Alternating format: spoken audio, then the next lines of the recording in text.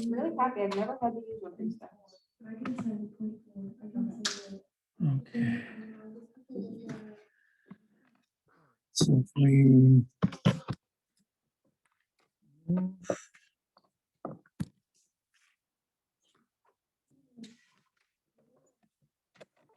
this. Ah.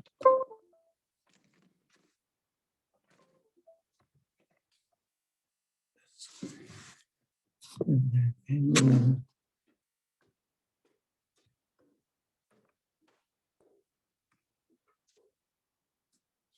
Okay, angle it down. So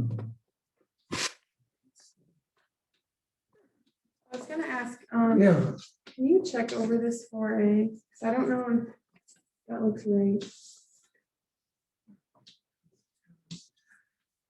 5 mils of normal saline. Okay, so the order is 20 bags intravenous stat. So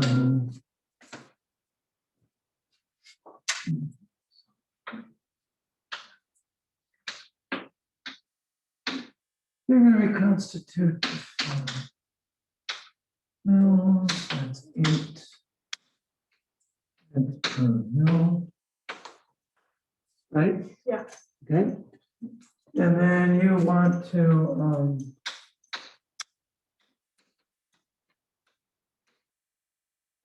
right? Yeah.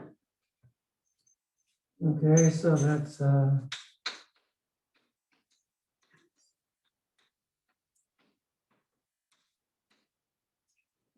what, 2.5? Yes. Yeah, 2.5.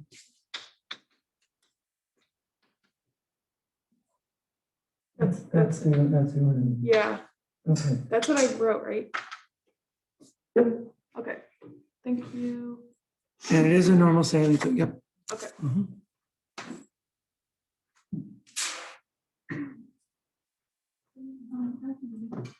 Yeah. I just wanted to double check. You have all my drug calculation Yeah. packets, right? Okay. Yeah. Tomorrow is grading day. No problem. So I'm gonna grade. Yeah. Yep. Did you get my new copy? I made some edits. I was like, I did. okay, I perfect. did. I did.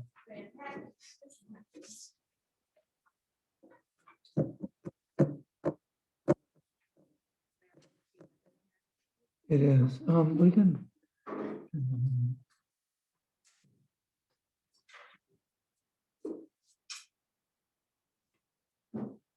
Notice 110. They have the outer door open. Oh, no. That is terrible.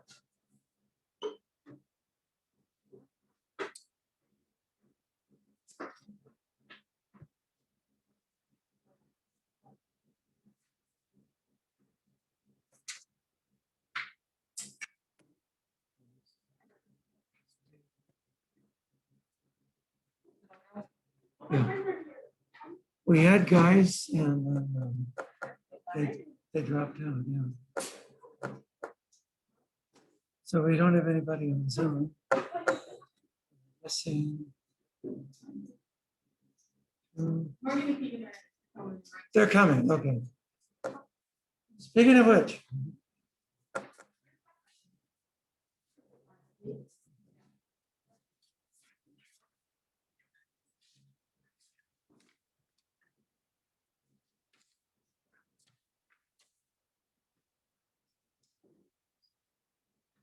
There's a card circulating. It's for Audrey and her family. You can please sign the card and we will send it to the department. I don't know if Gary told you, Gary and Al went up to Lansing for the viewing. And then the department gave the family a planter. Nice little plant. So then I'll send that to them. That will be a little less. We'll sign it. If you want to say something, great, just make sure you write small enough so that everyone can fit their little thing. You have to. All right. We have a big treat today. So I recorded the other hormonal bits, and I sent you the, good night, Grace.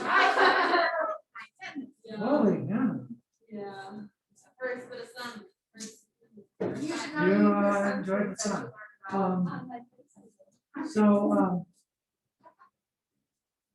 Oh yeah, so that part is done. So now we need to talk about diabetes. And talk about diabetes, we have a resident expert, Amanda Block. Amanda Block has been a type 1 diabetic for 15 years? 11 years.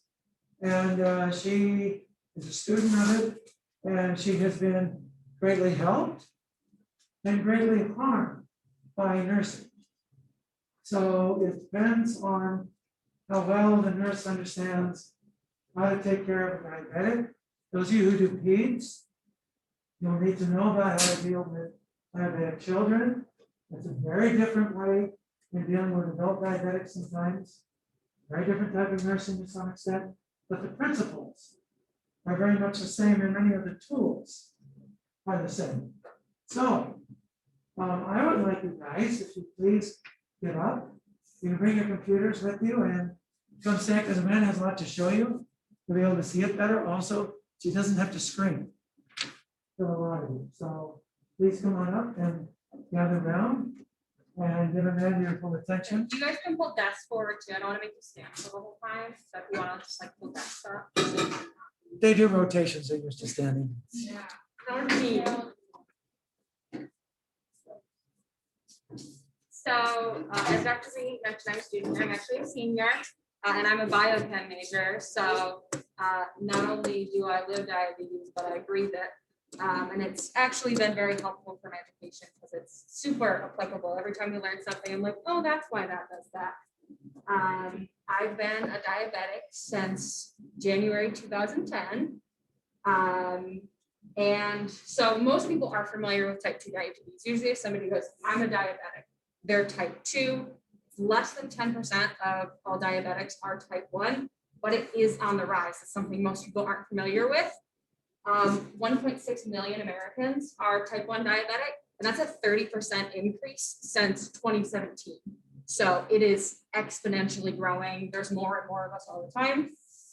I was diagnosed when I was 9 years old, and it was quite an experience. What happens when you are diagnosed with diabetes is it presents itself a lot differently than how people expect a diabetic to look. It does happen to a lot of children. It is common, but it can happen later on in life as well. One of the biggest things is weight loss. I was 5'2" and I weighed less than 50 pounds. You can see every one of my ribs and underneath. My mother noticed it when I was 9, so she noticed it when I was trying on dresses for Christmas. She was like, oh my goodness, because I ate all the time. I ate all the time. I was really, really hungry. Another big thing is extreme thirst. I'm not talking like, oh, I went for a run, I'm thirsty. I'm talking, I was downing water bottles every hour, and I was using the bathroom every hour on the hour. Teachers thought I was skipping class because I was uninterested, but I really did have to eat. Another big thing is irritability and mood swings. Somebody would, like my mom would tell me to go clean my room, and I would just lay on the floor and cry. It's really not fun. Another big thing is fatigue. So, you're going to be really tired when this kind of thing happens. So when you first get diagnosed with diabetes, there is something called the honeymoon phase. So your pancreas, its beta cells lose the ability to produce the hormone called insulin. And this doesn't always happen suddenly. Sometimes it takes a little bit for the beta cells to completely lose function.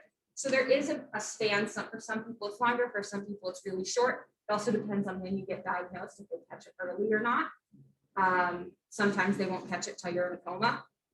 But that honeymoon phase, you don't have to, it kind of eases you into it because you're taking a lot less insulin and your blood sugar is still regulating itself somewhat.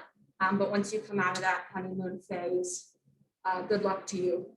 That's the biggest thing with this. So for high blood sugar or hyperglycemia, always hyper too high, hypo too low. That is one of the big things they told us growing up. Symptoms of this are similar to those for when you're diagnosed, because your blood sugar is really high when you're diagnosed. Mine was 855, which is comatose.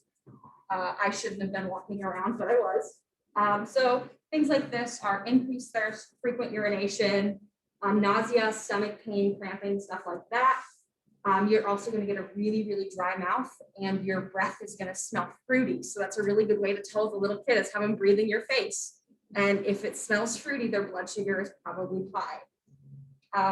When you have high blood sugar, you're going to have excess ketones in your blood, and this is going to cause something called diabetic ketoacidosis. You're going to excrete those through your urine. This is very unhealthy. It alters the pH of the blood, and if you have that pH of the blood altered too much, that's actually what causes the comatose, not necessarily the high blood sugar, but that rapid change in blood pH is very, very unhealthy for you. The treatment for high blood sugar, the biggest thing is insulin. A couple of no-goes that people don't know about is do not exercise. Cannot stress that enough for diabetics. Nobody tells us, or they don't tell us why. I know a lot of diabetics are like, oh, my blood sugar's high, I'll just go for a run. But I'm sure, as you guys all know, when you exercise, your body produces lactic acid. Your blood is already acidic with ketoacidosis. You're pushing yourself further and further and further towards comatose, and it's going to make things a lot worse. Another thing is people will stop eating when their blood sugar is high. They're like, I'll just wait till I come down. You don't want to do that. You still want to let your body eat. You still want to go through those normal things. Big thing as well for high blood sugar is pushing fluids, pushing fluids, pushing fluids. You get a diabetic coming in with ketoacidosis, they're going to go on an IV drip right away. They want to push fluids, push fluids, push fluids. They can flush the ketones out of their system. If you can get the person to drink fluids, that can prevent them from having to go on an IV bag. If you have ketoacidosis, they don't want you to come in because there's really no point. All they're going to do is hook you up to an IV bag and wait for you to come down. So the biggest thing is, if somebody's on the fence about it, if you get a call from a patient and they're like, I don't know if I should come in or not, the big thing is just drink as much fluid as you possibly can and really wait it out. The other side of things is, before I continue, if you have high blood sugar for a really long time, it's really, really going to harm your body. You're going to cause damage to your organs and your blood vessels. So this is going to cause things like kidney failure. Your eyes are going to go. Your nerves are going to go. Your gums are going to go. A lot of people with a poor man, your heart's going to go. You're going to have a heart attack and stroke. You're going to start losing limbs because you can't tell. A big thing with you losing nerve endings is your feet.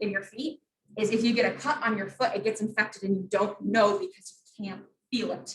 So that's a big problem with diabetics is if they don't take care of themselves, they're going to lose their limbs, they're going to lose their eyes, and they're going to die very early, and it's absolutely heartbreaking. So the other side of things is low blood sugar. So low blood sugar for this, low blood sugar can be a lot more severe. You need a lot more, you have to go down a lot less to reach comatose than you do going high. So high, you have a lot more of a kind of a region there before you have to be concerned. For low blood sugar, it's a much smaller region. It can be really concerning. Symptoms for this include shakiness, anxiety, confusion, slurred speech, difficulties like confusion, weakness, extreme hunger. You could put a whole pig in front of me and I would down it in 10 minutes. But if this gets bad enough, it's very, very disorienting. We often kind of seem like drunk people when our blood sugar is low. I'll tell people, like, if I start acting drunk out of nowhere, my blood sugar is probably low. Most of the time we can feel it. It's a very distinct feeling. It's a very negative and bad feeling. And the treatment for this is sugar. That's the biggest thing. So you don't want anything complex because your blood sugar is going to rise slowly. Then you want things that your body is going to digest very quickly. Things like juice, glucose gummies. And then once you start to come up from that, then you have your complex carbs. Otherwise, what's going to happen is if your blood sugar is low and you come up, you're going to drop down even farther if you don't have those complex carbs to kind of even you out.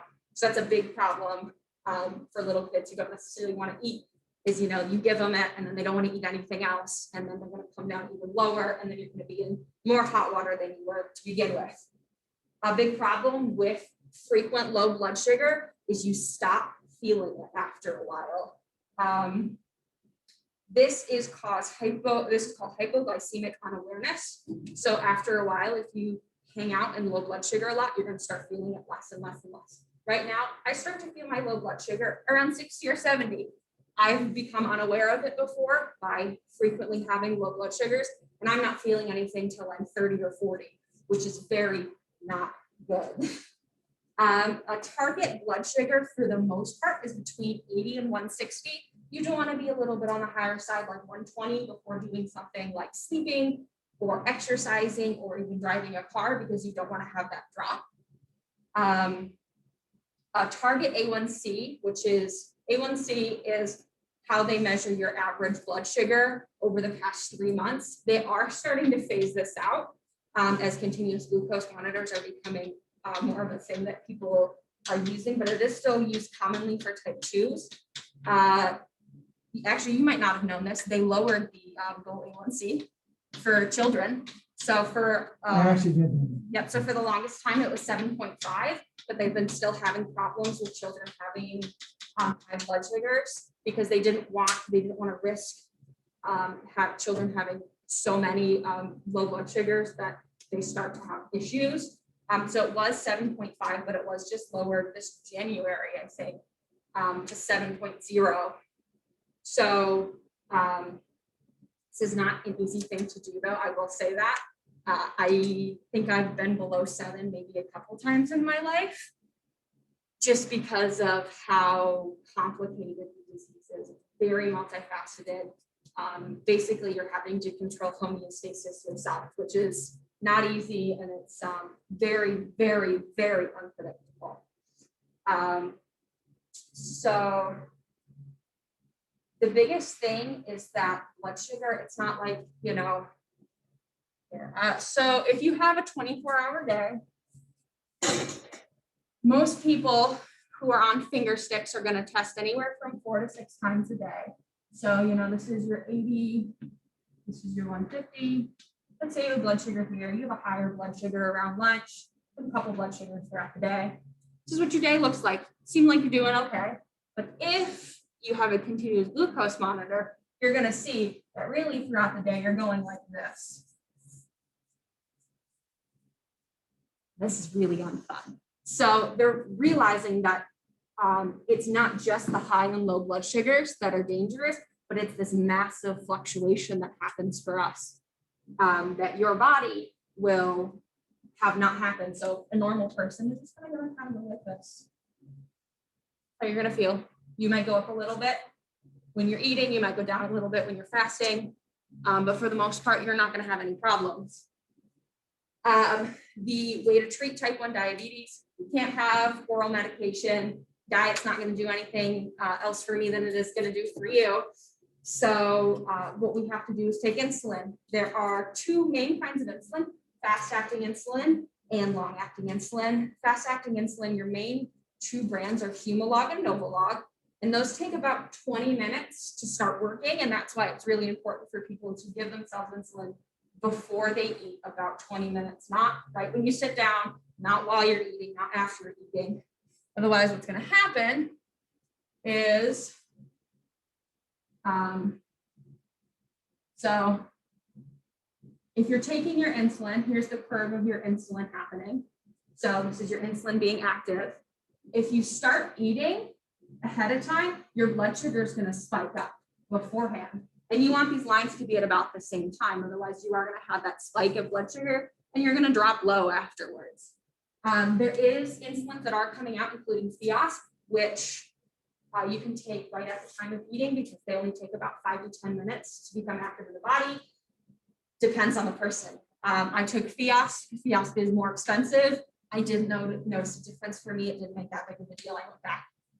Just a Humalog. Actually, I'm on Novolog right now. Humalog and Novolog, their brand name interchangeable, basically the same thing. Insulin has stayed about the same since 1937 when it was first discovered.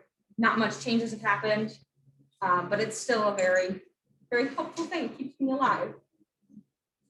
So another big thing that Dr. B wanted me to talk to you guys about is things like carb counting and correction factor. So when you eat food, I'm sure you guys have all looked at nutrition labels, you all have seen carbohydrates. So carbohydrates are the thing that I have to count in order to make sure I'm receiving the proper amount of insulin for the food I'm eating. So the carb ratio depends on the person and it depends on the time of day. Carb ratios will change. So I take less insulin depending on the time of day for what I'm eating, depending on how my body reacts. So a good estimate is about 5 to 10 grams of carbohydrates per unit of insulin. So if you're doing injections, you're going to have to do that mental math. You're going to have to say, okay, I have 47 carbs this meal, 47 divided by 7. What is that? Then you draw it up and inject it. I have an insulin pump. My insulin pump, I just go beep, boop, beep, and it figures it out for me. Correction factor is what happens when your blood sugar is high. Happens all the time. Happens to me every single day. It's a part of life for type 1 diabetics. But for a correction factor, if you're on injections, you're going to have to do that manually. My correction factor right now is 30.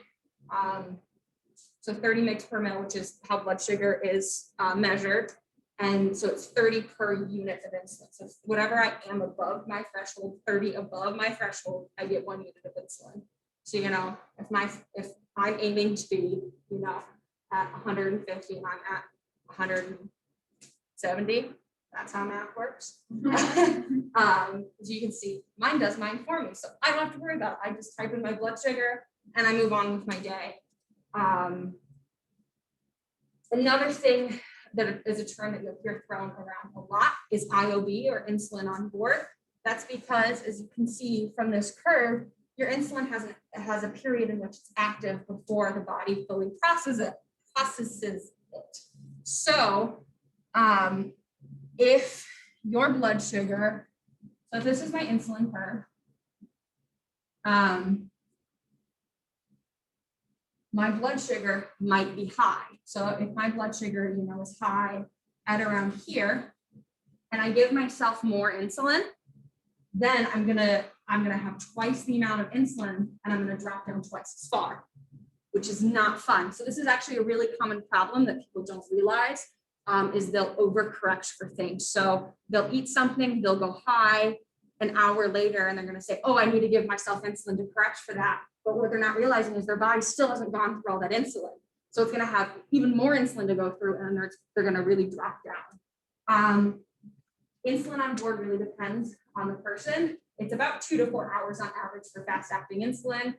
Long-acting insulin lasts in the body about 22 to 24 hours, depending on how fast your body processes it. Basal rate. Basal rate is another term that's thrown around a lot. Your basal rate, like your carb counting ratios, changes throughout the day.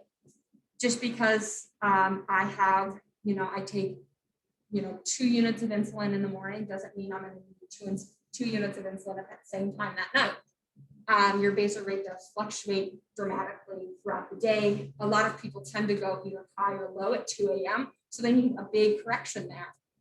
That's also why it's common for diabetics to wake up at 2 a.m. and test their blood sugars, because we either have a 2 a.m. drop or a 2 a.m. rise. Not sure why, it's just how our bodies work. One thing that is really important to know is this is the amount of nurses I wish who knew this. If for whatever reason, a pump shuts down and stops working, go into the settings and look at their total daily dose information. So it's how much insulin they're receiving throughout the entire day. They're going to have a total basal dose for the day. That total basal dose is how much mellitus, a long-acting insulin, they need to take if their pump fails. So I don't take long-acting insulin because I have an insulin pump, but if my insulin pump fails, I have mellitus, I know how much to take. Usually they say, oh, call your doctor, that kind of a thing, but I've had, my pump failed 11:30 at night and somebody not get back to me till 6 o'clock in the morning. That is a long time to be awake and not knowing what to do. So it's important that, you guys who are the in-between people know these kind of things that are helpful for us to make sure that. Can you show them on the pump Yeah. how to do that? So every pump is different. Look at how tiny this thing is. Yeah, I love ring pump. So I That's can go ahead and amazing. go in. It's gonna look like this. You go to options. And you're gonna go to history. All pumps are gonna have a history of some sort in their options. You go to your pump history, and there's delivery summary and total daily dose. So I can look at kind of the total daily doses throughout the day. The total daily dose is different from pump to pump. But let's see. Yeah, so there's total daily doses, boluses, and basals, and a lot of different things, blood sugar control, like a lot of settings in these. Okay, so you're going to take total daily dose. I picked May 1st. You can see my basal is 42.85. That would be, I would take about 43 units of my mellitus if for whatever reason my pump fails. And that is, for the most part, your. Can you show the camera? Yeah, Just for those? absolutely. Does that change day to day, or is that a consistent thing? It changes day to day if you're on if you are on a closed loop system, which I will talk about later. It is a newer technological advancement. So my basal, I'm on a closed loop system. My basal rate changes. For the most part, they do stay pretty consistent. So for the camera, you go in, you go to options, you go all the way down to history, pump history, total daily dose. You pick a day, and you can see my basal rate there. Wow. Yeah, so it's That's very so helpful. good. There's That's a lot of cool. there's a lot of data stored in these to help us out if we kind of get into. And I don't know if you guys know this, that actually is hooked to her phone. Yeah, it's all hooked. to She my has an app. It actually in class, it'll beep. phone. Yeah, so I'll go over technology in a couple of minutes because there is so much out there that people don't know about. A couple other things that your total daily dose, so the amount of insulin you take throughout the day, it's usually about 50-50 basal and carbs, depends on how much you eat. I don't eat a lot, so my basal rate does tend to be higher than my carb ratio, like the amount of insulin I take for my carbs, and a good approximation for total daily dose for people who are, usually for children, this doesn't happen as much for adults because our weight varies quite a bit, but for kids, usually a good way to tell is your total daily dose should be about half of your body weight. So mine is about half of my body weight. It is for a lot of kids as well, but once you start getting into adults that have different lifestyles, that kind of thing, it does change quite a bit. Another thing is insulin sensitivity. So like I said, the total daily dose is about them, but your insulin sensitivity can change quite a bit, person to person, lifestyle to lifestyle. I can actually improve my insulin sensitivity if I work out more. I don't always have time to work out more, but if I do, I can improve my insulin sensitivity. There's a couple other things like reducing stress and other things like that that'll make sure that when your body can take a hold of that insulin, it's processing it a lot faster and it's having a better metabolism of your insulin through things. Injection sites. So where things go. The biggest thing is always think, where's your fat on your body? Where are you most insecure about? So it's going to be the back of your arms. Here is a major injection site. The tops of the thighs are used for children who have very little weight on them. So for a long time, I didn't have any weight on me, so I couldn't use I could only use the tops of my thighs. But as an adult, you try to stick away, you try to kind of move away from the tops of the thighs.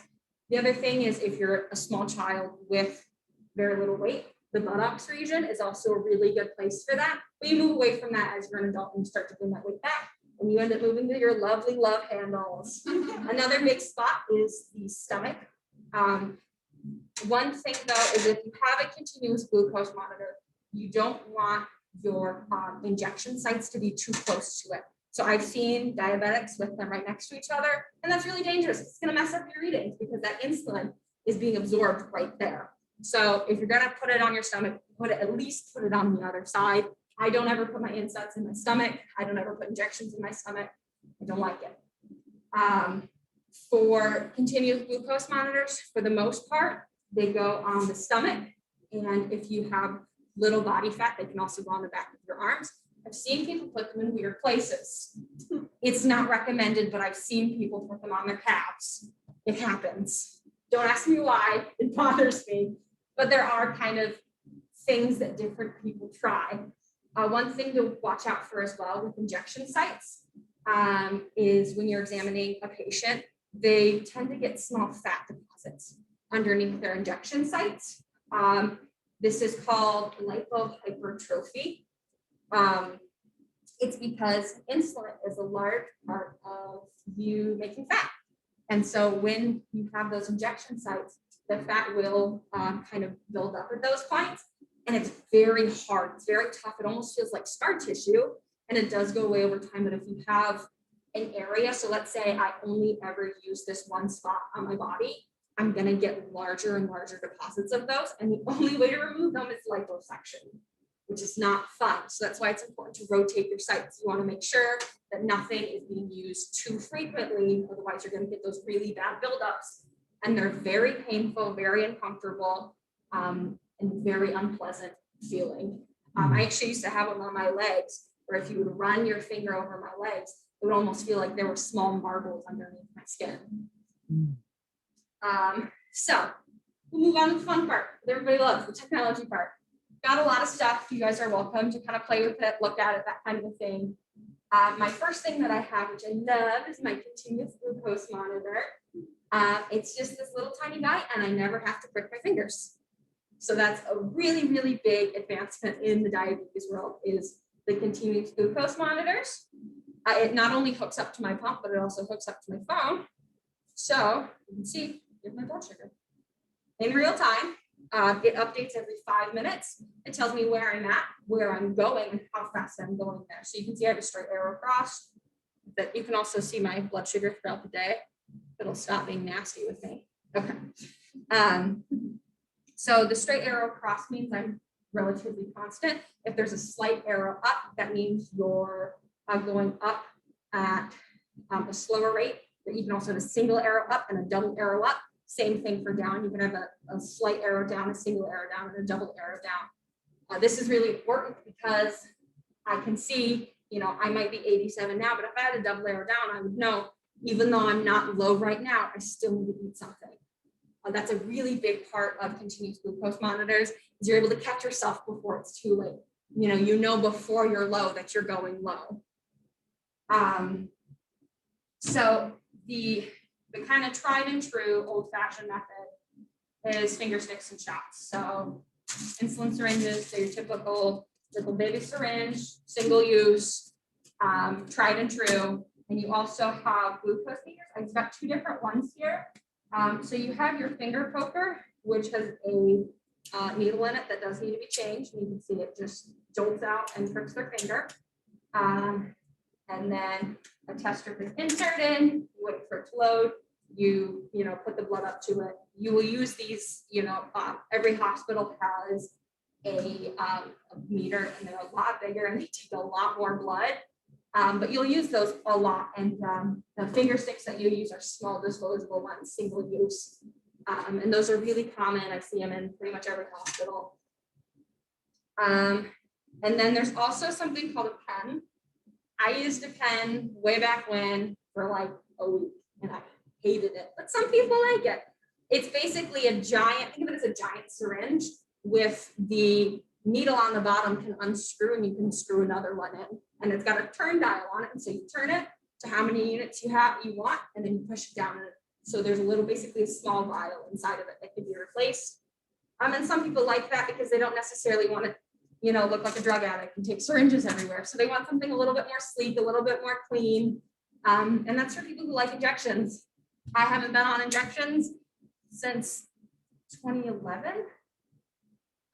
So I stick away from them. I don't like them. They make me You know, it's funny because I don't like shots, but you know, I stick myself with needles all the time, but it's different. So as I said, I went on a pump a year after I was diagnosed. This was my old thing that I had. So this is an Animus.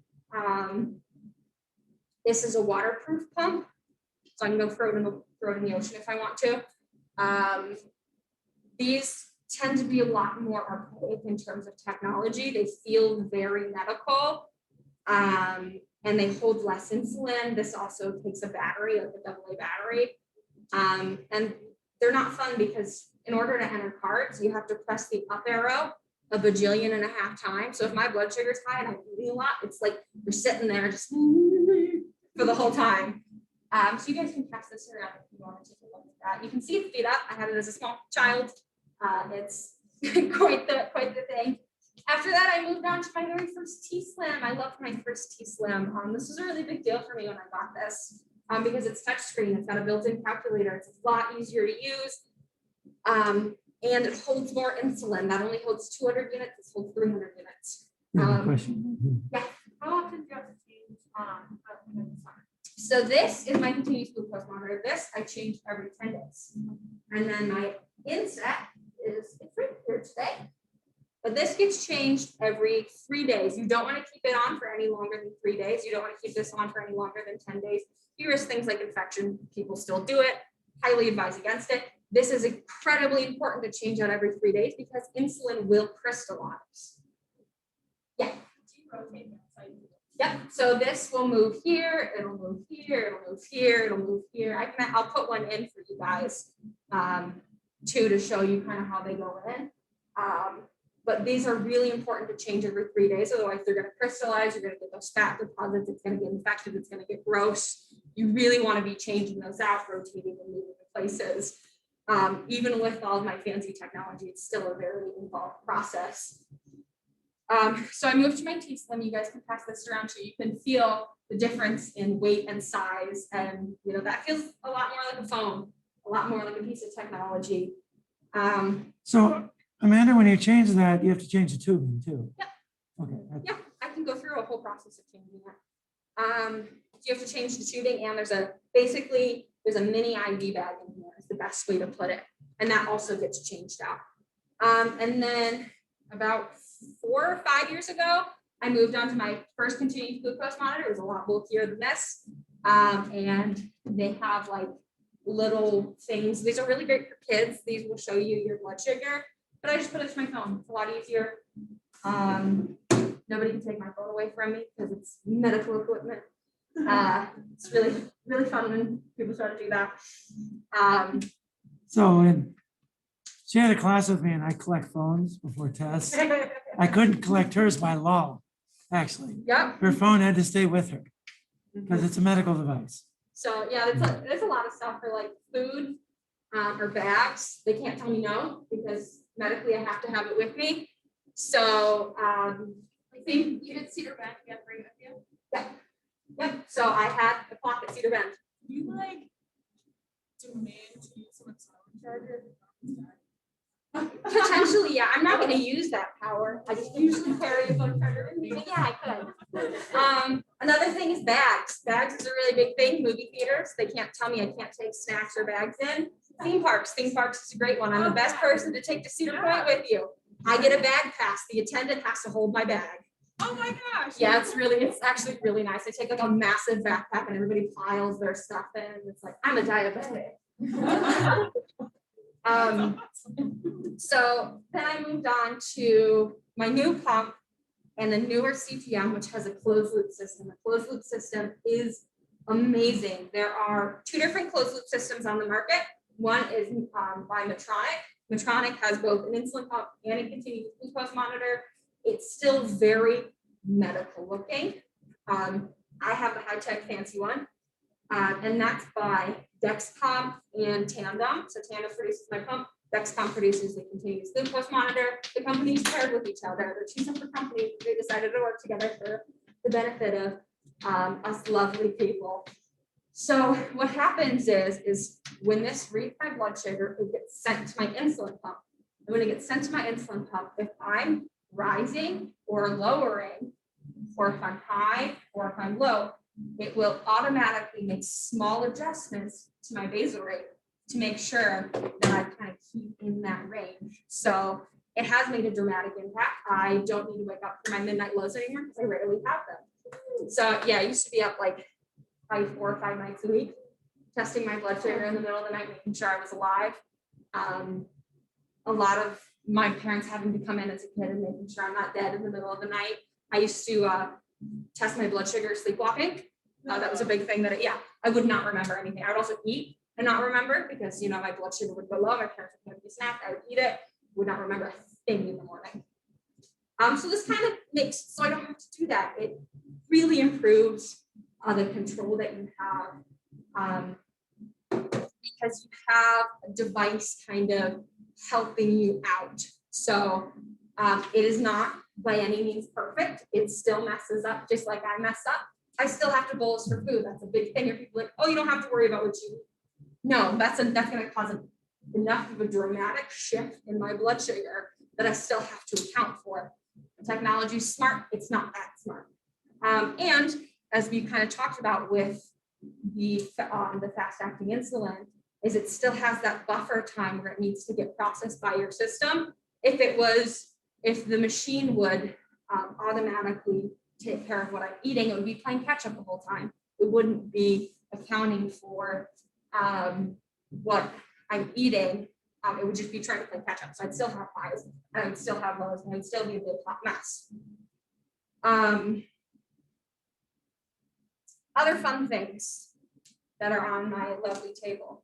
So this is a glucagon pen.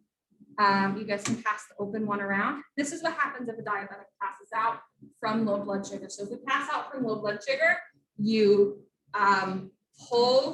take the liquid in the syringe, you put it into the bottle, shake the bottle up, pull it back out, inject it into their leg. You don't have to go hard. It's not an EpiPen. The biggest thing, turn us on our side, we're gonna vomit. And that will give us enough of a rush of sugar to make sure we wake up.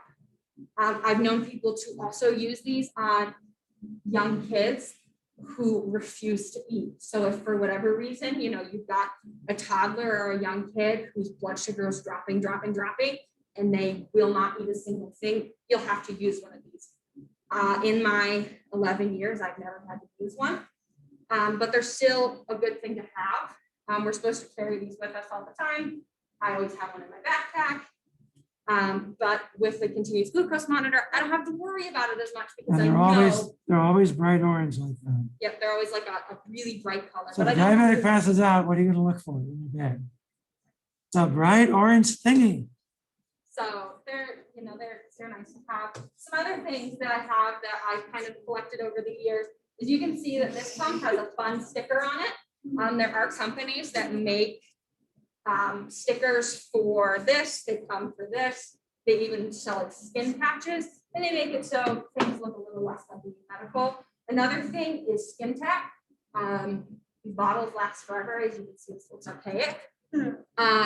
This is a skin adhesive. This is often used for things like IVs and whatnot. But you can buy this on Amazon for $13, and it basically puts an extra barrier between your adhesives because this thing has to last on here for 10 days. You put a Band-Aid on, it's not going to stay on for 10 days. So you need that extra layer of adhesive, especially if you're swimming, doing things, stuff like that. Is there a question?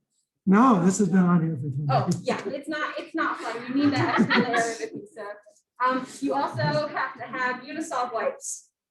These are adhesive remover wipes. They smell awful, but this does not want to come off at all. Actually, Dr. B thought I was playing with my belly button today in class. Was like, what are you doing? But I had adhesive stuck to my stomach and I was just like pulling it off. Because if you've ever had like a Band-Aid leave residue, you just kind of want to get it off. So that's a big thing about this. Another thing is insulin denatures at warm temperatures. It doesn't work anymore. It's not fun. So if I go to the beach or I'm hanging out, theme park, stuff like that, where it's going to be really hot, I have to keep my insulin cold. Insulin is stored in the fridge. Yep. Yes. So it will denature, but only at high temperatures. long-term storage in the fridge. It won't last nearly as long as it's not in the fridge, but still it can't get super hot. If it gets super hot, the insulin's gonna not work as well, and that's gonna mess up your And it life. probably precipitates out, I'm thinking. It's not fun. So you probably have to look at it, shake it. Make sure I've there's no never had a problem with precipitate. it precipitating out. Really? Huh. Because growth hormone will do that. So they sell things like this, which is a water activated ice pack. So I soak it in water and it gets cold, not super cold, but it'll still keep the pump from overheating too much. I will use this when I go to the beach and stuff like that. Most of the time, I don't have to worry about it. So I'm changing this every 3 days. If I'm having a problem, I just change it out. If I went to the beach and it was stupid hot, I just change it when I go home. That's kind of plays a big role into it. There was a couple more things that I wanted to note. You guys are the first line of defense when you see a patient. There are things that you need to look out for. With diabetics, there is a very common pair with autoimmune diseases, thyroid disease, celiac disease, other autoimmune problems. Lupus.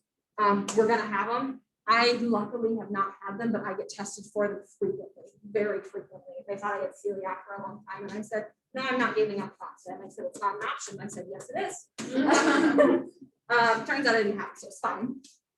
Another thing is, this is really heartbreaking, diabulimia. So for diabetics, as I mentioned earlier, when we are first diagnosed, we have that weight loss that occurs from long-term high blood sugar. And so what will happen with more teenage girls than I would like to admit is they stop managing their diabetes. They let themselves go high, and then all of a sudden they're skinny, like itty bitty thin. And so that's something really important to watch out for, is because when we start getting in control, we should gain weight back. We should, fill out quite a bit. Sometimes we fill out a little bit too much. But if they're staying, if they're showing those signs of an eating disorder, but they're still eating, that's something really careful to watch out for. Another thing is diabetes burnout. I had diabetes burnout for a few years. It's not fun. It's a form of depression that comes from diabetes. There's so many books written on it. There's a lot of specialists with it. Diabetes is a lot. It is so much. It's actually considered one of the most difficult diseases to manage. And when you're a teenager or a kid, it's overwhelming. It's so overwhelming, and it's so hard, and it's so easy to just say screw it and eat what you want, not bolus for things, not worry about it, not test your blood sugar. You're going to end up hospitalized. But it takes a lot to pull yourself out of that. One of the most harmful things that has happened to me in getting my diabetes treatment was a response to my diabetes burnout. They tried to use a scare tactic. They would pull up my sheets of blood sugar and they'd flip 3 or 4 pages back, which was a couple weeks ago, and they point to it and ask 13-year-old me, what happened to your, why is this hot? What did you do? And then they would say, if you keep this up, we're going to take your pump away. If you keep this up, you're going to lose your eyes. You're going to die. You're going to lose your limbs. You don't want that to happen, do you? Do better. And that's hard. That's so hard to hear, because you go to the doctor for diabetes every 3 to 4 months. So every 3 to 4 months, having the doctors and nurses and staff go, you're messing up, do better, it wreaks so much havoc. I actually still have massive amounts of anxiety going to the doctor. I will cry a few days before the doctor. I will cry at the doctor, not because my blood sugar is bad, but because I'm so afraid of it being bad. And I'm so afraid of that failure. My new staff that I go to is actually Beaumont. Beaumont has, if you're interested in endocrinology, Beaumont's endocrinology team is amazing. I love them. They use a lot of we terms. We're going to figure this out. It's okay. We'll do better next time. Much better than U of M. U of M was the hospital that really messed me up. U of M is well known for its pediatric endocrinology department being a piece of garbage and a half. Even people who have worked there said, don't go there. So that's another thing to watch out, is it's diabetes burnout, and making sure that, same thing with mental illness, you're not blaming it on the person. Diabetes is not our fault. We didn't ask for it. It's not because we didn't take care of ourselves. We still don't even know what causes it. And so that's the biggest thing, is just helping people to understand that it's not their fault, and that there's a support system there for them, and that there's people who care about them, and that it's okay to mess up because we're human and we're gonna mess up, and it's gonna happen all the time. It's really hard to not have a perfection complex with your diabetes, especially if you're somebody who struggles with that already, because you want to be perfect. I just need to do it, and it can really take a hold of your life. And you want to, it's really important that it doesn't do that, because it strips the joy out of life. Because you're so concerned with your diabetes being perfect that you put your life into a really strict regimen. And then, you're waking up at the same time every day, you're eating the same food every day, you're running the same routine. And for somebody who is young, that is really sad and really hard. Another few misconceptions is that we can't eat certain things. That was the biggest thing I ran into. I still run into it all the time. I still run into it with health professionals. I still run into it with science teachers. I still run into it with so many people who say, they'll, even as a kid, they'd like hand out cupcakes in the class. Hey, skip over me. Like, I want 3 cupcakes now. Give me the cupcakes. Or people are like, I got you something sugar-free. I got you a bag of like sugar-free hard candies because you're diabetic. Like, no, that's no fun. We can eat what we want. We can do what we want. I can be a normal person. I just have to make sure that I'm accounting for it. I can eat a whole bloody cake if I want to. I just have to make sure I take enough insulin for it. Given nobody should eat a whole cake, but I can. It's not going to kill me. It's not going to hurt me. I just need to make sure I'm having enough insulin for it. Some people say, diabetics shouldn't play sports. They shouldn't do this. They shouldn't do that. We can do it. We just need to make sure we're taking care of ourselves. I drink diet soda still. Like the diabetic, people are like, oh, diabetics drink Diet Coke. Love me a Diet Coke. But it's not because I can't have regular soda. I can have regular soda. It's just more effort. That's the biggest thing. That's the only reason I drink Diet Coke, is because if I'm drinking a regular soda that has a really high carb content in it, and it's a simple sugar, so I have to eat something with it to make sure I don't have that fall again. And I have to give myself a lot of insulin for it, which is not the best. And I might have that spike. So I do drink diet soda instead of regular soda, but that's pretty much the only dietary change I've had. And even that's an optional thing. I just choose to do that. Do you guys have any questions? I know this is a lot. I've been doing this for 11 years and I still don't know a fraction of things, but I did want to show you guys some inset changes and stuff like that. So you've told me some stories about nurses who really helped you and nurses who really didn't help you. The most The educated. one who helped you, what do they have in common, the ones who helped you?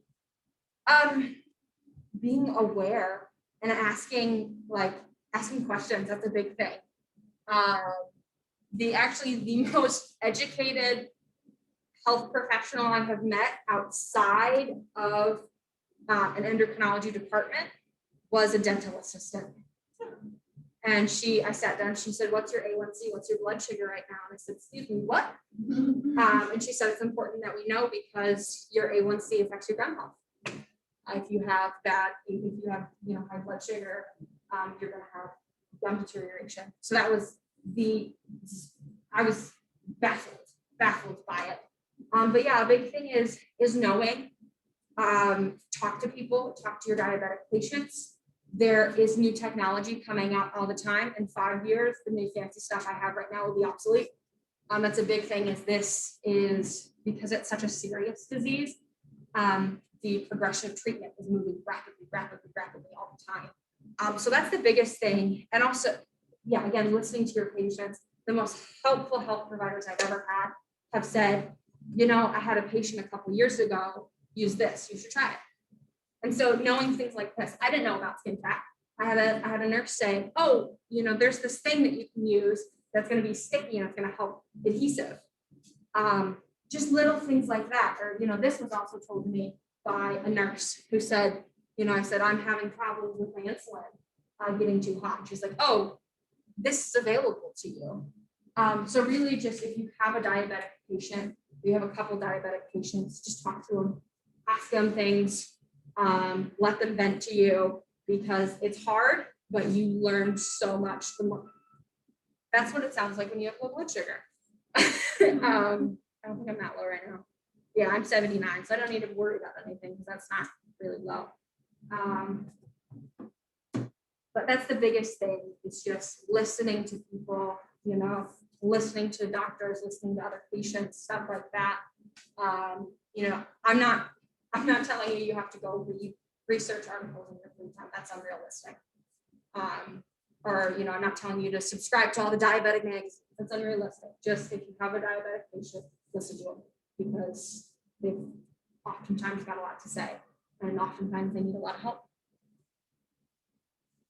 That, do you want to do? Change the inside, show them. I actually do this, but we'll do it anyway. Anyone want to help her? Yeah, I actually, so I used to have She could use some help. One of you can help her. so this is the most common type of inset, but my prior insets were very not fun to inject, and also my old continuous glucose monitor was like this giant syringe plunger.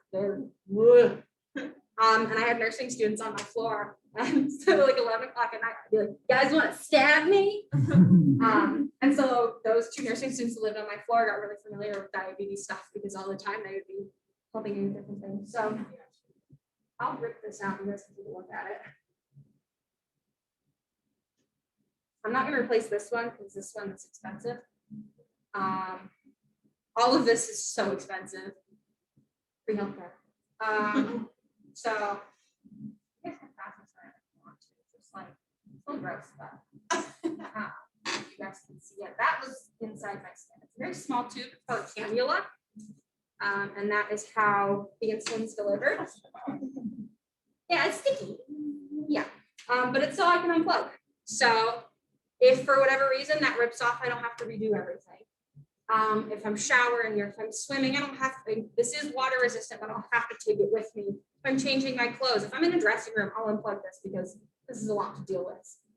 There are insulin pumps out there that are cordless. It's basically a big thing that sticks on there that has the insulin already loaded in it, but it doesn't have a continuous glucose monitor. And so I took a pass on that. So for the most part for this, you get a syringe plunger, you get your new cartridge. These all come in separate boxes. I put them in plastic bags. This is another thing that I learned from other diabetics and nurses, was like it's like meal prepping, but for your diabetes supplies. So then when you have to change your inset, sometimes I have to change it in the middle of the night because it falls out. Or, you know, I didn't realize my pump was low on insulin. I got 5 minutes before I leave the house to take care of this. You know, I've done this when I've been driving before, just because I'm running out of time. You know, some people put on makeup, others do this. When you're late to work, you're late to work. So I tend to kind of like pre-package things out just to make it easier, but it does all come in separate boxes. You can get cartridges that hold larger amounts of insulin, and you can get different insets. This is the most typical one, but they do offer some for people who have very low fat content on their body. And so instead of the needle going straight in, it goes in on a slant, so it goes less deep into your muscle and fat tissue. It's really good. I had it for a long time because I was skinny. Yeah, you can fit it. Are you guys good? So this is the cartridge. It basically has a little teeny tiny IV bag in it. And so these things also need to be replaced because you have your tubing in it, it's going to crystallize. And then we've got our fun syringer. These are my 2 bottles of insulin. This is my Lanta. This is my Novolog. Novolog is usually about $250 to $300 a bottle. I go through 4 bottles a month. That's just insulin. That is so ridiculous. This little thing right here, $800. Number one? for one. This lasts 3 months, but it's $800. These cost about 200 for 3 of them. Is usually your average price. This is the device that puts the sticky part on. So for continuous glucose monitor, it comes in 2 separate parts because this part needs to be changed every 10 days. This has a battery in it. So this only needs to be changed every 3 months. So if you can see, there's like a clear part around it and adhesive. And then there's a very small wire that's under my skin. And the wire and the adhesive and the thing that holds the battery, that has to be changed out every 10 days because of infection, yada, yada, yada, yada, yada, yada. But the battery pack itself lasts 3 months if Bluetooth pairs with things. And then this has a code on the bottom. And this also has a code. So your phone or your scanner enter this code. So then it has more accurate readings. You don't necessarily have to do this, but it's not gonna be as accurate. And this has a code as well. So there's a lot of scanning things, a lot of typing numbers to make sure that the readings are accurate. This, yeah, but it's very small. So what it is you can see the hole right here. This is a spring-loaded device. It's got a needle with it's a very thin wire. It's very, very thin. It's probably the cannula, it's probably like an eighth the thickness of that. It is minutely thin. And so the needle goes in, is this spring loaded, you press the button, the needle goes in and it comes out automatically. I used to have to plunge it in and then pull it out, but now it just shoots in and shoots out really quickly. And then the wire stays in, and that's how it takes your blood sugar readings. It's actually not the blood sugar, it's the glucose readings of the fluid between the cells. So super fun stuff. Another thing to watch out for, there's things called bleeders. Sounds like it is. Sometimes things bleed. These sometimes I'll put it in and it'll hit a blood vessel right and it'll start pooling a little bit of blood. Just wipe it up and move on with your life. These will also bleed the insects. Not as common, does happen. I've had blood backfeed through my tubing. Never heard of that happening for anybody else, but if you hit the right spot, it's gonna happen. Or sometimes when you rip it out, it'll bleed, or that kind of stuff. So I'll get back to this. We'll have stuff to do. So this is your bottle of insulin. It's Monopoly. It takes only less than $20 to make these, I think. So you have to have a syringe just to draw out the insulin. This part doesn't really matter. You just need a little bit of insulin because this has the IV bag in here. There's air bubbles in it. So you have to make sure all the air bubbles are out. So you can see there's a really small opening at the top there, that white thing. It's the same mesh that they put on the top of injection bottles. It's basically liquid, can't come out, but you can stick a needle in. So stick this in the top there, and then you drop any air bubbles. And you do this to make sure that any air bubbles come out, and if there is a lack of space that needs to be filled, there's insulin that goes into it. It's easy. And then drop your insulin. If you guys have used syringes before, you know that flicking is a big part of things. It'll get your air bubbles to pop and go to the top. So you can see there's a little air bubble there. Flicking it helps the air bubbles travel to the top so you can eject them out. That's why you always see doctors on like the scary shows, like with their syringes, just to get the air bubbles out. So you even have to do that when you have your baby syringes and you're doing manual injections. Then you still have, you guys can see there's small air bubbles forming up there. I don't want those to go in. It's gonna mess up the amount of insulin I'm giving myself. So I want to make sure those come out. And then you fill her up. I don't think you've ever seen me do this either, have you? Once. Possibility I might have done it before. I saw it do, yeah, I've seen you do it once. You just kind of do it when you need to do it. You know, you can be off of insulin for a couple of hours. So I've accidentally run out of insulin while I'm sleeping or while I'm in the middle of something and my pump screams at me every 5 minutes until I replace it. But you can be off your insulin for about a couple hours before it really starts to affect you. That's why, you know, I can take my pump off and go swimming or take a shower. Don't worry about it. So once you do that, then I'm going to go into options, load, change cartridge. And these run you through directions every time. So it says in order to change a cartridge, all insulin deliveries will be stopped. Continue. The biggest thing about the Tandem is they have so many warnings all the time. It will remind you of everything and it will complain about everything. So you continue, all deliveries stopped. Make sure the infusion set is disconnected from your body. Are you ready to continue? Yes. Preparing for cartridge. And then it says remove the cartridge and install a filled cartridge. Tap the unlock screen when complete. There's like if you've ever taken off like a life proof case, you know that there's like, you can like put a coin in there and pop it open. These are the same way. You can put a coin in there and pop it open. They also sell like little keys. You can just put it off.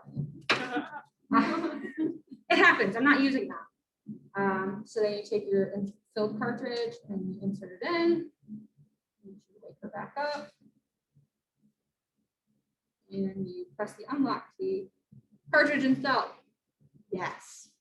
For installing cartridges, every pump is different, but for this one, if you have less than 50 units, it will not let you load it. I load a full 300. I'm a grown adult. I'm a large adult. I take a lot of insulin. Small kids, you might only have to fill it with 100 units for those 3 days. So it's important to not fill it all the way up if you don't need it. You don't waste insulin. It's expensive. Make sure the set is disconnected from your body and securely connect the tubing to your cartridge. On the next screen, you will fill your tubing with insulin. Half time status. Some people really like this. Some people are squeamish. I'm assuming since you're going to be nurses, you're not squeamish. I would hope. So there's a lot of packaging with these. I will say that is one thing about medical equipment is they're very wasteful. But all of this is safe to throw away, not using a sharps container. That's a big thing. Is I used to have a sharps container because those need to be thrown away in sharps containers. This is a self-contained unit. You don't have to worry about a sharps container. So we've got our tubing that is wrapped around.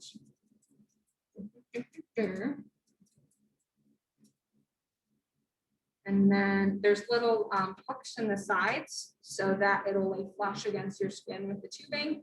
And there is a small guard over the needle. And if you guys see, you can see that there's a needle there with a tube wrapped around it. So then the tube will go in, the needle will come out. Take off your windy adhesive. And prep the skin. Again, you want to reduce infection. Blah, blah, blah, blah, blah, blah, blah, blah. You guys can see that, see on these little, it kind of looks like I have like acne scars almost here. These are all scars from my different insects. I got them on my arms too. It's pretty common.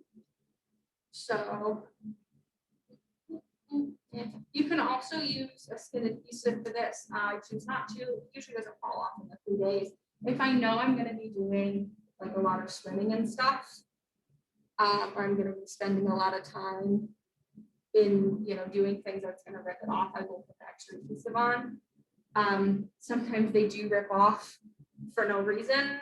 Have you guys ever worn headphones and like with the cord and walk past the door and it gets caught on the doorknob? That happens to me, except the headphones inside of it. It's very unpleasant. Sometimes you'll like see me walk past a chair and then I'll just like double over and scream because it rips out. It's not that it hurts necessarily, it's more like it scares the crap out of you. It's like ripping off a Band-Aid, of course. Who wants to do the honors? I'll do it. Okay.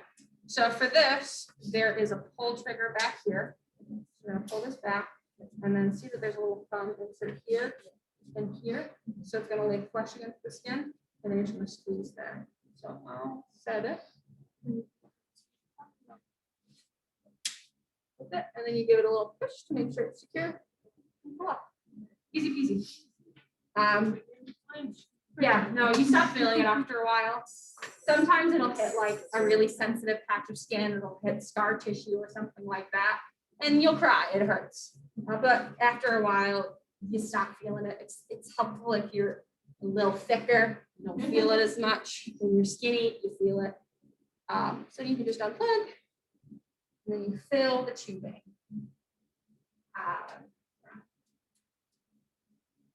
So you go back in, fill tubing, start it. There's different tubing lengths available depending on your height and your size. This is the longest one. I am full. There are shorter ones for kids, and they come. This is blue, but they come in different colors for little kids as well. Tends to be the shorter tubes. They'll come in things like hot pink and lime green and stuff like that. They try to make this kid friendly as possible. So then this particular tubing takes 17 units usually to fill, but you'll see drips coming out at the end, and that's how you know it's full all the way. If somebody comes in and their blood sugar's high and you don't know why, first things first, have them change their set. Use a fresh bottle of insulin, use a new injection site, use all new stuff. It happens, things get clogged. I've had this not be screwed in straight, and I've gone high for hours and have not been able to figure out why, because every time I bolus, insulin leaks out. Sometimes this will get infected or clogged. Sometimes when the cannula goes in, it will hit wrong, it will bend. That's happened to me as well. Sometimes this will kink up. Most of the time, if this kinks, the machine will register it because it causes a bit of feedback. But it happens. I've also had my cat eat this in half. He's a little demon. This is the forbidden toy. I have to when I'm with him, I have to tuck it. Otherwise he's just all night. Almost coming out. But so yeah, this is an every 3-day thing. Luckily it doesn't take as long. It used to take a lot longer for the older pumps. And it used to be kind of tush. It's a lot less terrible now. As you can see, there's drops coming out. How long does it take? Oh, there. Or what time? I'm lazy. Do it when I run out. Most of the time, this has alarms in it to remind you every 3 days at a specific time. Mine works out where every 3 days I run out of insulin. I just load it with the full amount of insulin. I run out of insulin in 3 days. That's just kind of how things work out for me. So I replace it when I'm out or almost out. So this has an alarm that you can change. Mine is set for 40 units. It'll remind me. You can have it set to 100 units. So it will remind you day of, hey, you need to change it soon. But yeah, I am a busy person. I'm a biochem major. I don't have free time. So I just change it whenever I can. So now that it's filled, you press done. And then there's a fill cannula option. Some people do skip this. Some people don't. I occasionally skip it, but each cannula is a different length. And so when you have different ones that go in, sometimes they take more insulin to fill up. So this particular one takes 0.7 units to fill. It's not much, just a little bit. That much insulin usually doesn't make a difference. But in a little kid, for me, 0.7 units doesn't make that big of a difference. I'm taking a lot of insulin, but for a little kid who is on very small doses of insulin, it's really important that you fill that cannula to make sure that when they give themselves insulin, they're getting insulin. For me, it's whatever. Because I take, when I first started, I think my mellitus amount was 10 or 15 units, which meant I only took about 30 units a day. I now take about 80 to 100 units a day. Makes a lot more of a difference when you're taking that little insulin. So it reminds you to test your blood sugar in 1 to 2 hours. I have a continuous glucose monitor. I don't need to worry about it. Resume insulin. Yes. And what I'll do is, if you guys want to see this, you can see there's like battery stuff in here. And you guys see that little tiny B at the top.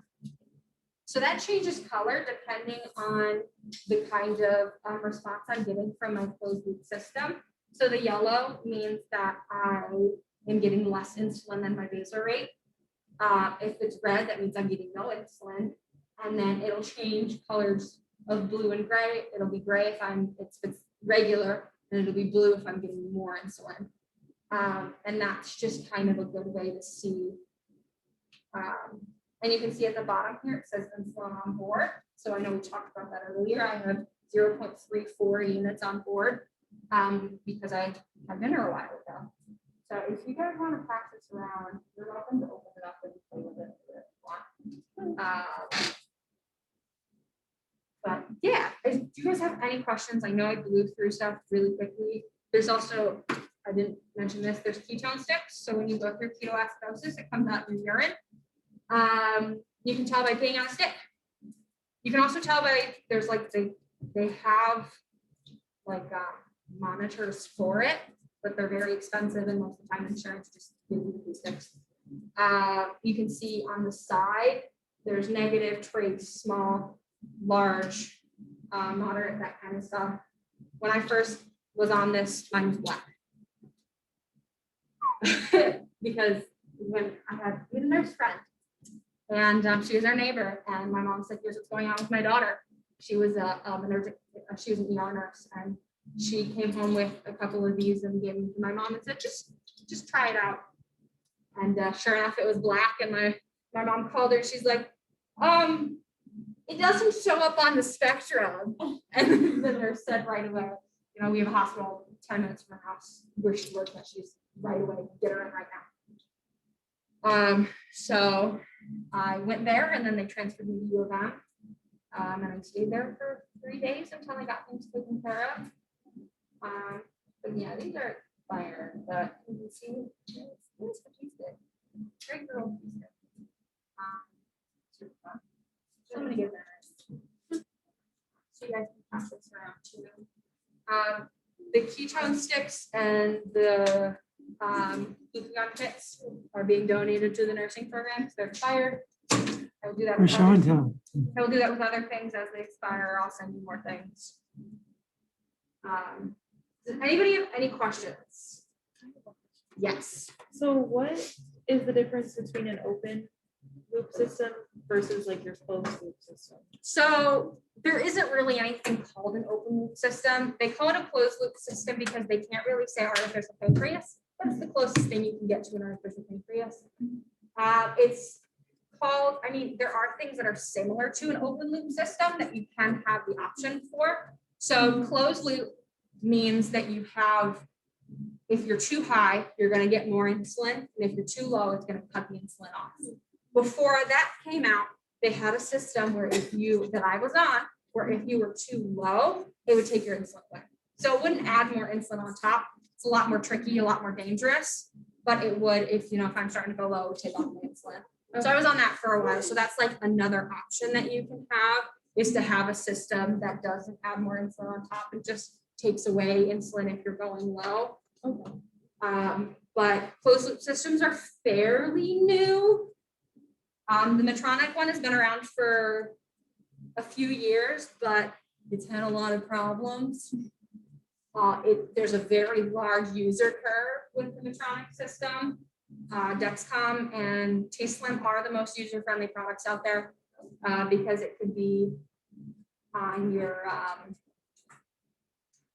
pump and on your phone. It's a lot easier. It's a lot more fun. There's also alarms that blare off for my continuous glucose monitor. It actually overrides iPhone settings. So even if my phone is on silent, it will still go off, which is fun and also scary because it goes off on full volume. And it's a very jarring noise. Sometimes it'll sound like a tornado siren. Actually, I might be able to open up the sounds and show you guys what they sound like. You can adjust your sounds to be different things. Like a song? Yeah, but they have like set ones to choose from. So this I have, it's pretty much just like your app, like you can have it a baby cry, which is terrifying. And like they're just your normal ringers. This is the sound that goes off when my blood sugar is below 55.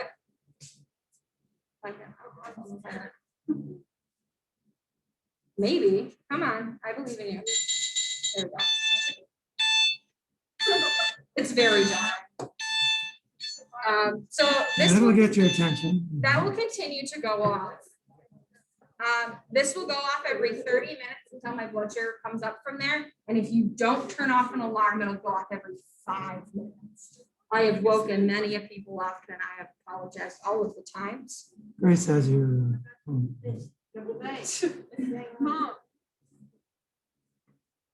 Yeah, so once I'm done with this, I'll show you guys how to do a bolus with that. This is, We've got 15 minutes left. So. oh, I'm sorry. This is what it sounds like when my blood sugar is low.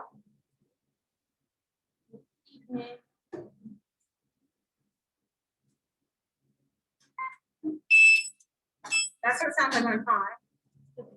Very jarring. And then there's also, I won't play them for you, but there's also rise and fall alerts. And the rise alert is an upward tune, and the fall alert is a downward tune. Yeah. So do you have to like order this stuff, or do they just like send it to you? You order it through durable medical supply companies. So they get prescribed by your doctor. Things like insulin and test strips and syringes you can get from your regular old pharmacy. These all have to come from durable medical supply companies, which are a pain. You're on hold forever. But yeah, they all have to be shipped. Durable medical supply companies are the same things that you tend to get care for hospice patients from. They have all of the, things for feeding tubes and, stuff like that, and for catheters and that kind of a thing. It's the same kind of company that ships out this stuff. I mean, you can buy it directly from the manufacturer, but it's messy. So last thing I'll show you guys is how to perform a bolus. So it says your BG is below target, reduce bolus calculations. It will make an automatic adjustment if I ask it to. If I'm high, it'll have a very similar response, but it'll be adding instead of taking away. I'll say yeah. And it says due to the adjustment, your bolus will be reduced. As I said before, there's a lot of reminders on this. You can, if you tested your blood sugar manually, you can enter it in here, and you can also calibrate these. So if for whatever reason it's saying you're 120 and you're actually 80, you can add a blood sugar in to recalibrate the machine. You used to have to recalibrate them twice a day. You don't have to calibrate them anymore.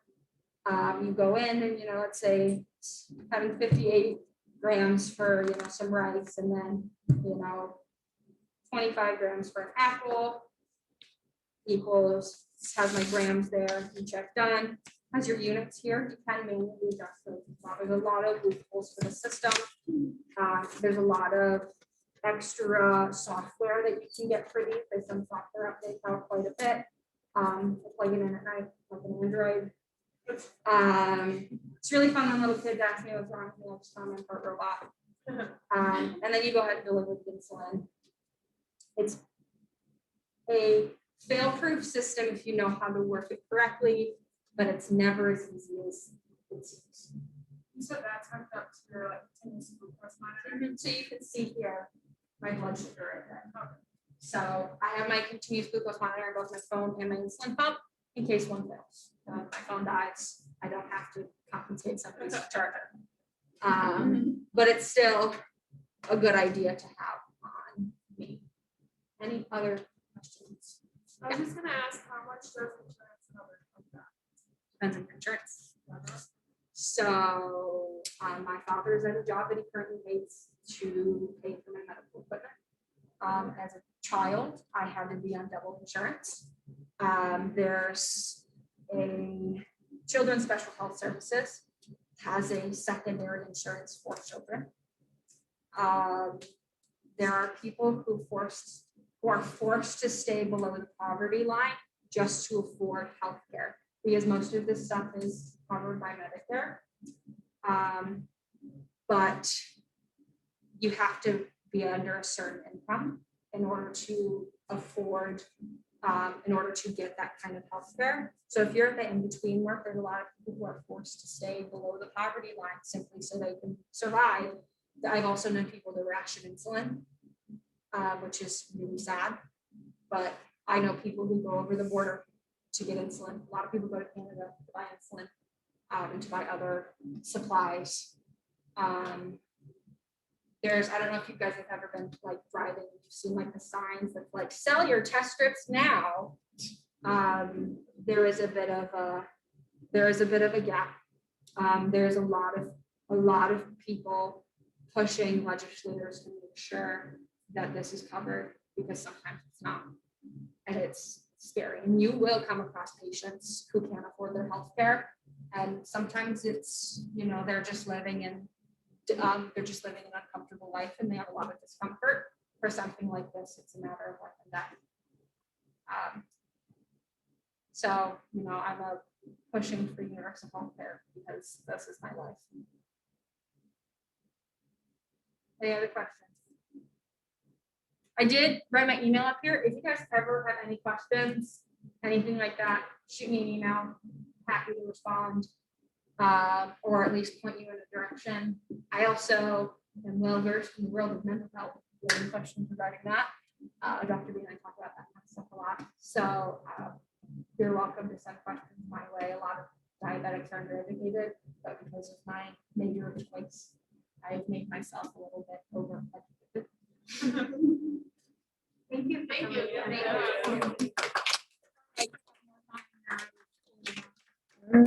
We got 8 minutes. Yeah, we're going through like your. We'll go over this handout. So there are support groups out Call it there. a day. I didn't like them. You know, it's like it's for group therapy. Yes. There are support groups for parents as well. Okay. But you know, my mom went to one and she said, "I'll give you the same." And you know, they made a little bit of unreasonable demands, or you know. So there are support groups out there. There's diabetic camps. That's a big thing. If you guys are looking for something fun to do over the summer, they actually diabetic camps have a full nursing and doctor staff that are on at all times. So if you want to be a camp counselor and also use your nursing degree, go to a diabetic camp and be a counselor there. They have several weeks. There's actually several in Michigan. How would they get in touch with those organizations? So if you just Google diabetes camp, it will come up, like diabetes summer camp, next will come up. And they have even day camp for little kids. So if you really love little tiny tots, you can work with small diabetic kids. It'll be a great way for you guys to get experience. So if you're looking for something fun to do over the summer, it's a lot. And they've got like tents everywhere all over the camp for low blood sugars and stuff like that. So there are ways for kids to meet people to not feel alone. If you have young kids, there's a lot of things. There's also summit conferences. There's a conference at the end of every summer in Michigan where you can go and learn more about diabetes and meet people with diabetes and stuff like that. So there are a lot of options out there to network.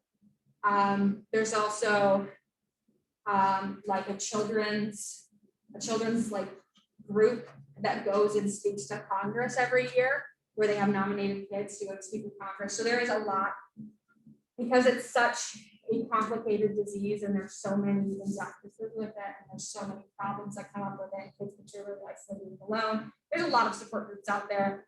Colleges even will have like diabetic clubs, and like they're fully funded and stuff like that by different organizations. So there are options out there.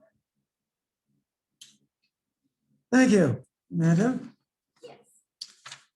Okay, can you take this handout out, please? Insulins. All right, native insulin forms groups of 6. It forms a hexamer. Now, if you inject regular insulin, those groups of 6 need to dissociate into monomers before they're absorbed. So any regular insulin has a lag before you get it working because it has to dissociate. The rapid active insulins are genetically engineered to not form hexamers. So they form monomers only. Therefore, when you inject them, they get absorbed relatively quickly. That's why they're rapid acting insulins.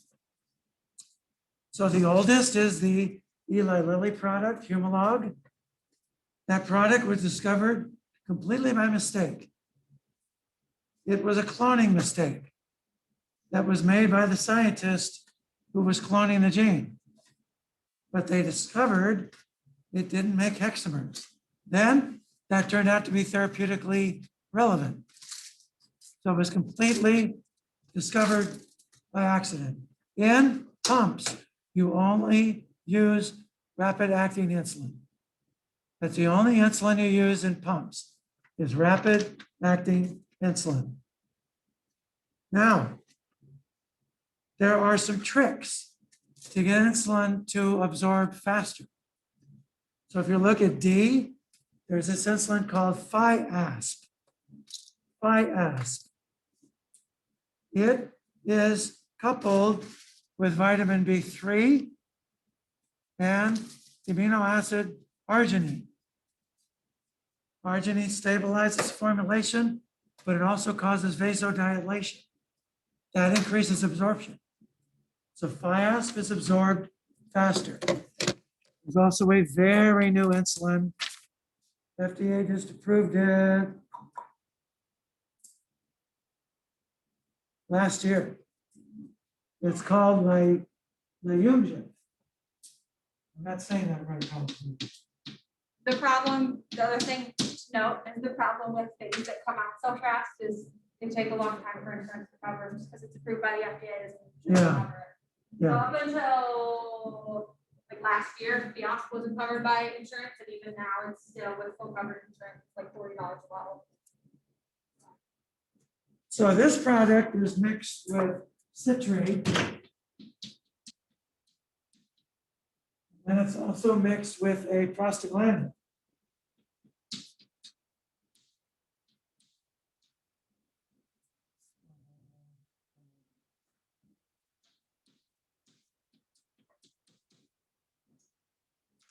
These two things cause this product to be absorbed very fast. So this will start working 10 minutes earlier than any other rapid acting insulin. So those are the rapid acting insulins. They work very quickly. So you can see that they peak very quickly. They peak about half an hour to an hour and a half. And then pretty much they've done their thing and that's it.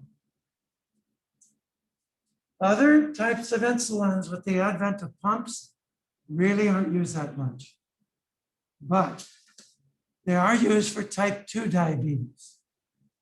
That's really where they're used. So the intermediate insulin, you have insulin that is coupled with a salt, protamine salt. So you inject it, the protamine salt needs to dissociate from the insulin, then the insulin needs to break apart from the hexamers into the monomers. Then it gets absorbed. You see there's a delay? So there's 2 steps before it gets absorbed. So this is the NPH, neutral protamine Hagedorn. And as you can see, that has a peak 6 to 10 hours, duration 10 to 16 hours. Then you have mixed insulins. Those are mainly for type 2 diabetics. Let's look at the back page. Look at the long-acting insulins. So the old soldier, this group is Lantus. Lantus, when you inject it, it's crystals. The crystals then need to dissolve. The crystals dissolve slowly, gradually releasing mellitus into your body. That's why it's a long-term insulin, because of the crystals. Sometimes the crystals irritate the skin in some people. So there are these other types of long-acting insulins. They're peakless. With these other insulins, you get a peak of duration. These long-term insulins are peakless. They don't have peaks. They just have a gradual activity throughout the day. So they work as a baseline insulin. So the newest of these is the Triceba. Triceba, as you can see, lasts for 42 hours. That's a long time. And I'll let you read those others and what have you. There's now an inhaled insulin. It's a powder. You inhale it. It works, but it causes nasal irritation. So there's a shorter duration, and some people cough when they inhale. Those are the insulins. Is insulin used just for diabetes? What else are they used for? Hyperkalemia. Insulin also activates the sodium potassium pump of cells. So cells bring more potassium into the cells.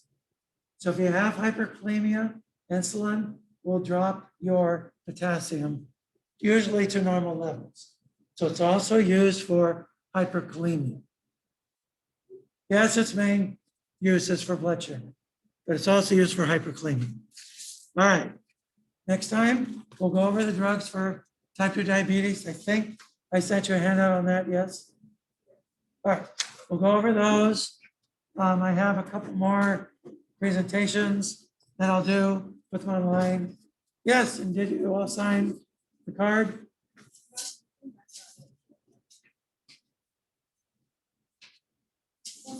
Oh, Grace, that looks painful. It is painful? Okay. Okay, have a good evening and try to digest what Amanda told you guys, okay? Oh, one more thing. Who is going to be here over the summer? Anyone? No? All right, okay. I have a friend, her brother lived in her downstairs basement. He died. So she has a basement ready for rent. She wants a young lady or two young ladies. The rent is going to be dirt cheap, like $150 per month. But you'll have to do some light cleaning. She's older, her knees don't work too well. You'll have to maybe mow her lawn once a week. So in exchange for cheap rent, you'll do a little bit of help with her. If you're interested, let me know. I will give you Carol's information and you can contact her and make arrangements. Okay?